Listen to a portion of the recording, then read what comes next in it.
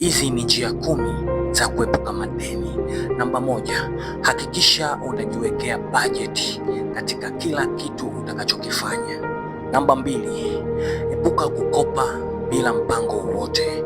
Kama huna biashara ya kufanya, huna kitu cha kufanya, usikope. Namba 3, swala la matumizi. Epuka matumizi yasiyo ya lazima.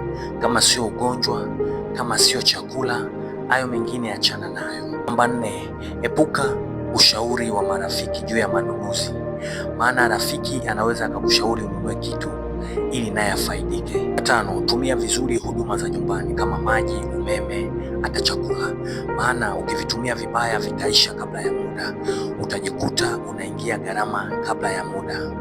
Namba 6, weka akiba kwa ajili ya tahadhari baadaye. Huwezi jua jambo lolote linaweza likatokea katikati bila kulitarajia, ukajikuta unakopa, lakini ukiwa umeweka akiba itakusaidia kukutoa katika hiyo changamoto. Namba 7, jiondoe katika huduma ambazo sio za lazima. Utakuta mtu ana DStv, ana Azam na pia anatumia Netflix. Kwa hiyo unaweza ukaavoid, ukapunguza, ukabaki hata na kimoja ili upunguze gharama. Namba 8, tumia kidogo katika kile unachokipata, then kinachobaki uwekeza. Namba 9, itawashangaza kidogo, lipa madeni unayodaiwa. Hii itakusaidia, utapata utulivu kichwani, maana mtu anayekudai, kuna wengine ni wasumbufu, wanakupigia simu hata saa 8 za usiku. Kwa hiyo utakapokuwa umelipa hata kwa kupunguza kidogo kidogo, itakusaidia kupata utulivu na focus kwenye biashara yako nyingine. Namba 10, kuwa na vyanzo vingi vya mapato.